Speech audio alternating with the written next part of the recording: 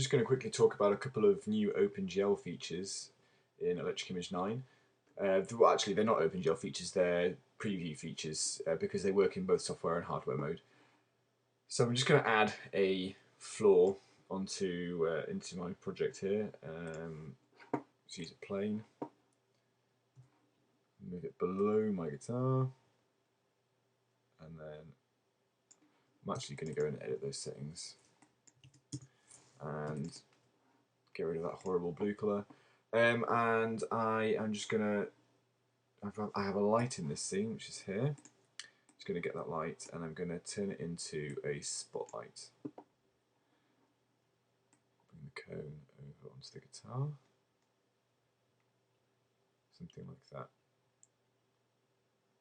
So one of the new features is that you can preview drop-off now in the viewports. So if I enable drop-off and then put a distance into the drop-off radius, so it's 50 units or so, you'll notice that there's only a light right at the very top edge of this screen here. But if I put in, say, 150, then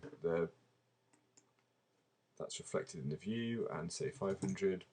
You get the idea. Same for a quadratic drop-off, that's previewed as well.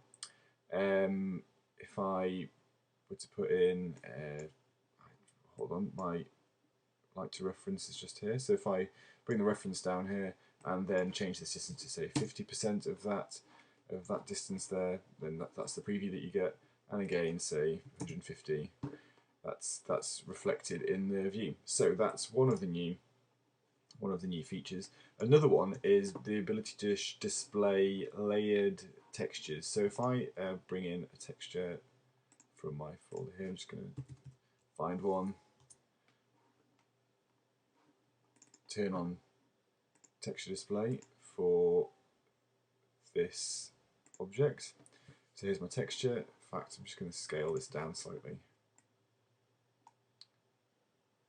There you go. So, yeah,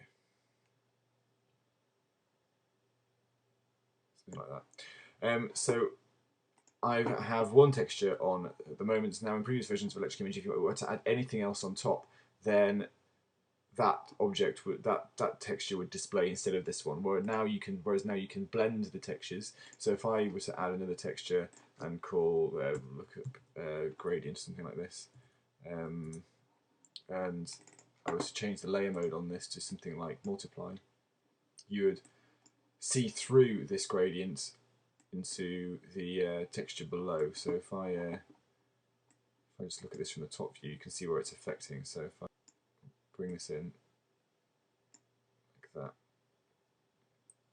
actually, let's do it like that.